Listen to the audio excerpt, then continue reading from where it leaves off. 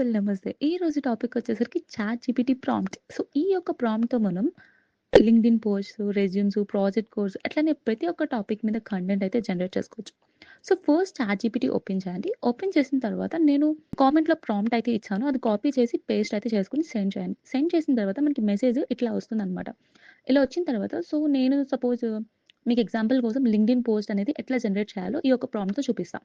So, topic వచ్చేసరికి data science certification completed. అంటే ఆహ్, నేను డేటా సైన్స్ సర్టిఫికేషన్ అనేది కంప్లీట్ చేశాను. సో, దానికి ఒక లింక్డ్ఇన్ పోస్ట్ కావాలనమాట. సో, దానికోసం నేను చాట్‌జీపీటీని ఈ ప్రాంప్ట్ ద్వారా అడుగుతున్నాను. ఎట్లా అంటే టాపిక్ ఇచ్చా. అట్లనే కంటెంట్ కూడా ఇచ్చాను. విజువల్స్. సో, నాకు ఐకాన్స్ యాడ్ అవ్వాలి కాబట్టి విజువల్స్ ఇచ్చాను. టోన్. టోన్ వచ్చేసరికి ఫార్మల్‌గా ఉండాలి. కొంచెం కన్వర్జేషనల్‌గా ఉండాలి. సో, ఇచ్చిన తర్వాత సెండ్ అయితే చేశాను. చేసిన తర్వాత చూసారా మనకి పోస్ట్ ఎట్లా వచ్చిందో, ఇలా అయితే వచ్చేసింది లింక్డ్ఇన్ పోస్ట్ అనేది.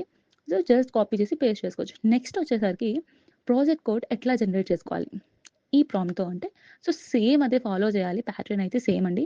సో, టాపిక్ వచ్చేసరికి ఫేక్ న్యూస్ ప్రిడిక్షన్. సో, నేను ప్రాజెక్ట్ వచ్చేసరికి ఫేక్ న్యూస్ ప్రిడిక్షన్ చేయాలనుకుంటున్నాను కాబట్టి టాపిక్ ఫేక్ న్యూస్ ప్రిడిక్షన్ ఇచ్చేసా.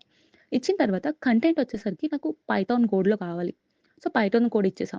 తర్వాత విజువల్స్ అవేం అవసరం లేదు కోడ్‌కి. సో, నేను అవేమి ఇవ్వట్లేదు. జస్ట్ సెండ్ చేశా. సెండ్ చేసిన తర్వాత చూసారా మనకి కోడ్ ఇట్లా వచ్చేసింది కదా! బట్ ప్రాబ్లమ్ ఏంటంటే నేను ఎంఎల్ ప్రాజెక్ట్ చేస్తున్నా. ఎంఎల్ ప్రాజెక్ట్ చేసేటప్పుడు మనకి డేటా చాలా అవసరం కదా! సో, నాకు సీఎస్‌వి ఫైల్ కావాలి.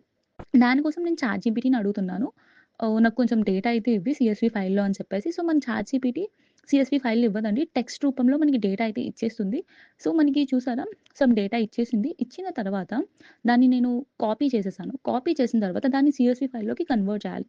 కన్వర్ట్ చేసుకోవడం కోసం నేను గూగుల్‌కి వెళ్ళి ఆహ్, టెక్స్ట్ టు సీఎస్‌వి జనరేటర్ అని చెప్పేసి టైప్ చేశాను. చేసిన తర్వాత మనం రన్ చేస్తే మనకి ఇక్కడ ఒకటొచ్చింది కదా లింక్. ఆ లింక్‌కి క్లిక్ చేయండి. మనకి పేజ్ ఇలా ఓపెన్ అయితుంది. ఓపెన్ అయిన తర్వాత మనకి డేటా ఆల్రెడీ కాపీ చేసాం కదా! అది పేస్ట్ చేసి ఇంపోర్ట్ డేటా చేయండి.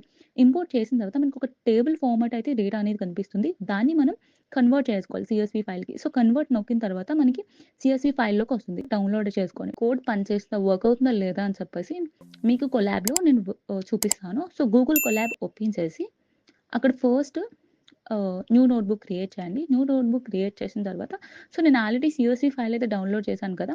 దాన్ని నేను గూగుల్ కొలాబ్‌కి తెచ్చుకుంటున్నా. తెచ్చుకున్న తర్వాత ఈ చాట్‌జీపీటీకి వెళ్లి కాపీ చేసి పేస్ట్ అయితే చేసేయండి. చేసిన తర్వాత మనకి సీఎస్‌వి ఫైల్ అనేది కోడ్‌లో ఇచ్చింది రిమూవ్ చేసేసి మన దగ్గర ఉంది గదా! ఆల్రెడీ డౌన్‌లోడ్ చేసుకున్నాం గదా! సో, దాన్ని కాపీ పాత్ చేసి ఇక్కడ పేస్ట్ చేయండి. పేస్ట్ చేసిన తర్వాత రన్ చేస్తే మనకి అవుట్‌పుట్ అనేది ఇలా వస్తుందనమాట. సో, ఇట్లా వస్తుంది. సో, ఇది ప్రాజెక్ట్ అనమాట. అండ్ నెక్స్ట్ వచ్చేసరికి ఏదో ఒక టాపిక్ తీసుకొని దాని మీద కంటెంట్ అనేది ఎట్లా జనరేట్ చేయొచ్చు అనేది చూసేద్దాం. సో, టాపిక్ వచ్చేసరికి నేను డేటాబేస్ అనే టాపిక్ తీసుకున్నా. సో, కంటెంట్ ఏంటి? సపోజ్ నాకు దాని గురించి ఒక మీనింగ్ కావాలి. సమ్మరీ అబౌట్ డేటాబేస్ వచ్చేసి రియల్ వరల్డ్ ఎగ్జాంపుల్ కావాలి. సో, ఇచ్చిన తర్వాత మనకి చూసారా డేటాబేస్ అంటే ఏంటి? దాని ఒక కీ కంపోనెంట్స్ ఏంటి? టైప్స్ ఆఫ్ డేటాబేస్ ప్రతి డేటాబేస్ గురించి ఒక సమ్మరీ అయితే ఇచ్చేసింది. సో, దీన్ని బట్టి మనం ఈజీగా కంటెంట్ అనేది ప్రిపేర్ చేసుకోవచ్చు. ఏ టాపిక్ అయినా. సపోజ్ మీకు ఇంకా కొంతమందికి ఇది అర్థం అవ్వచ్చు, అర్థం కాకపోవచ్చు. సో, నాకు ఇంకా ఈజీగా కావాలి కంటెంట్ అనేది అంటే అప్పుడు టాపిక్ డేటాబేస్ ఇచ్చేసి కంటెంట్ ఉంది గదా! కంటెంట్ దగ్గర ఏమివ్వాలంటే నాకు ఒక రియల్ వరల్డ్ ఎగ్జాంపుల్ కావాలి. ఈవెన్ చిల్డ్రన్స్ కూడా అర్థం చేసుకోవాలి ఆ ఎగ్జాంపుల్‌ని అని ఇస్తే మనకి ఈజీగా మనకి డేటాబేస్ గురించి ఒక వరల్డ్ ఎగ్జాంపుల్ అనేది ఇచ్చేసింది. చూసారా? సో, ఈవెన్ చిన్న పిల్లలు కూడా అర్థమైతది. సో, అంత ఈజీగా ఇచ్చింది.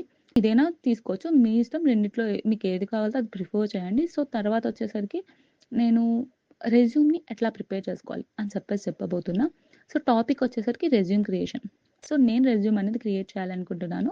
సో, కంటెంట్ వచ్చేసరికి నా రెజ్యూమ్‌ని ప్రిపేర్ చేయని చెప్పేసి ఇచ్చేసి, టోన్ అయితే కొంచెం ఫార్మల్‌గా కావాలి ఆర్ మీరు ప్రొఫెషనల్ అయినా పెట్టుకోవచ్చు. పెట్టుకున్న తర్వాత సెండ్ చేసిన వెంటనే నాకు నా రెజ్యూమ్ అయితే ఇచ్చేసింది చూసారా? It's like objective, education details అట్లానే certifications, technical skills, projects and internships, achievements, extra curricular activities, trends etcetera. So, మనకి రెజ్యూమ్ అయితే ఇట్లా ప్రిపేర్ చేస్తుంది. మీకేమైనా మోడిఫికేషన్స్ ఉంటే మళ్ళీ మెసేజ్ చేయండి. అదే మోడిఫికేషన్ అనేది చేస్తుంది. మీరు ఎక్కడైతే మోడిఫికేషన్ చేయాలనుకుంటున్నారో అక్కడ మెసేజ్ చేసేయండి చేసేస్తుంది. సో, నెక్స్ట్ వన్ వచ్చేసరికి ఇంటర్వ్యూ ఆన్సర్స్ ఎట్లా చేయాలి? సపోజ్ నేను టాపిక్ వచ్చేసరికి how to introduce my self. అంటే ప్రతి కంపెనీలో ఫస్ట్ క్వెషన్ వచ్చేసరికి tell me about your self కదా! సో, దానికి ఆన్సర్ ఎట్లా ప్రిపేర్ చేస్తదో చూద్దాం. సో, టాపిక్ ఇచ్చేసాను. కంటెంట్ వచ్చేసరికి ఇంటర్వ్యూ ఆన్సర్. సో, మనం ఇంటర్వ్యూలో ఆన్సర్ ఎట్లా చెప్పాలని చెప్పేసి కంటెంట్ అయితే ఇచ్చాను. అండ్ వచ్చేసరికి కొంచెం ప్రొఫెషనల్‌గా ఉండాలి గదా! సో, టోన్ ప్రొఫెషనల్ ఇచ్చాను. అండ్ ఆడియన్స్ అని చెప్పేసి హెచ్ఆర్ అయితే ఇచ్చాను. ఇచ్చిన తర్వాత సెండ్ చేస్తే సో, నా ఒక ఇంట్రొడ్యూస్ మై సెల్ఫ్ అని చెప్పేసి నాకు కొంచెం మ్యాటర్ అయితే వచ్చేసింది. సో, నేను ఇట్లా ఇంట్రొడ్యూస్ చేసుకోవచ్చు. సో, ఇదనమాట. సో, ఈ యొక్క ప్రాంప్ట్‌తో ఇట్లా చాలా అంటే చాలా అనేది జనరేట్ చేసుకోవచ్చు.